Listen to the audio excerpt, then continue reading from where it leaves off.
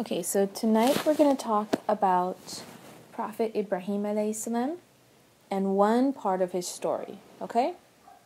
And then we can revisit his story a little bit later on, because there's a lot to his story. The part of the story that we're going to talk about today is a time when Prophet Ibrahim alayhi salam was young, before his prophethood. And this is when all of his people, his tribe, his family, this is a time when they all were at a festival, like a celebration. And Prophet Ibrahim alayhi salam didn't go to this celebration because this celebration was all about the idols and pagan worshipping. His dad was pagan, right? His dad was pagan. In fact, his father was the chief of the tribe. And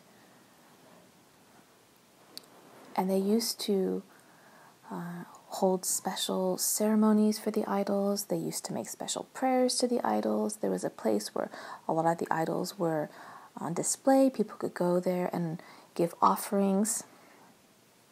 And one day, everybody left to go to this festival, and Prophet Ibrahim alayhi salam, as a child, he didn't go, because even as a child, in his heart, he knew that worshiping idols was wrong. He would look up at the moon at night, and he would say, the moon is brilliant, and the moon deserves to be worshipped, not idols. But in the morning, the moon would set, and Prophet Ibrahim alayhi salam would say, well, no, the moon can't be worshipped. The moon went away. But the sun is brilliant. The sun should be worshipped. But then at night, the sun went away.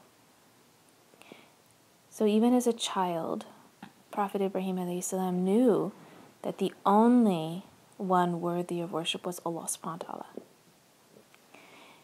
And when he looked at the moon, and when he looked at the sun, and when he pondered whether those things should be worshipped, he wasn't really thinking that they should be worshipped, because he knew that the only thing worthy of worship was Allah subhanahu wa ta'ala. But compared to the idols, the moon was brilliant and the sun was stunning. But the idols, they couldn't do anything. They couldn't move. They couldn't save anyone. They couldn't make the rain fall. They couldn't make the sun shine.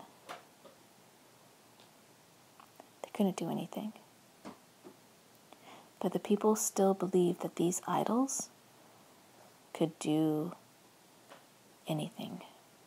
And most importantly, these idols could come between them and Allah and speak for them and intercede for them. So one day, everyone was out at this festival for one of the idols. And Prophet Ibrahim alayhi salam, he stayed back.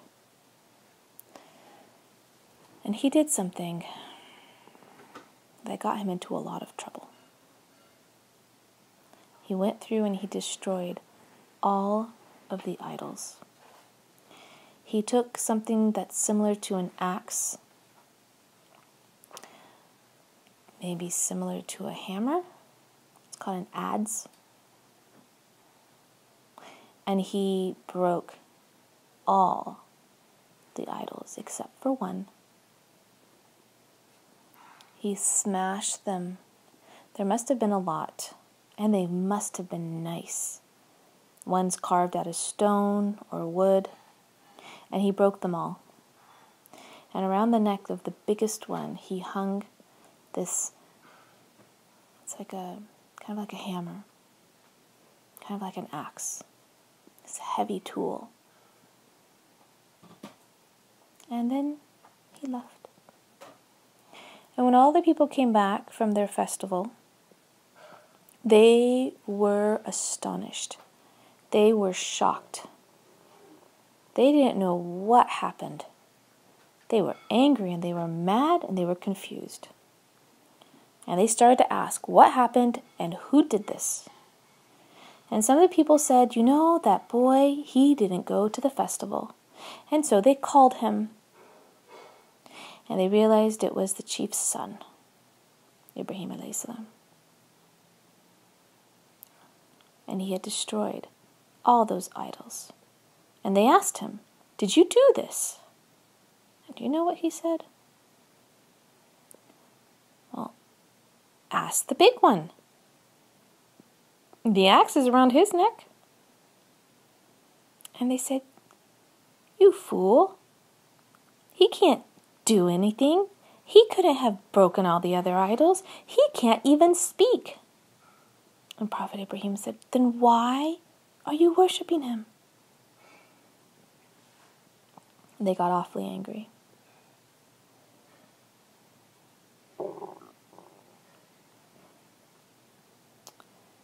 And they wanted to punish him. And they built a huge fire. A huge bonfire. And it was blazing hot. And they threw Prophet Ibrahim alayhi salam into that blazing hot fire. And Allah subhanahu wa ta'ala said to the fire, be cool. And the fire was not hot. It was a miracle. Because fires are hot. And fires burn.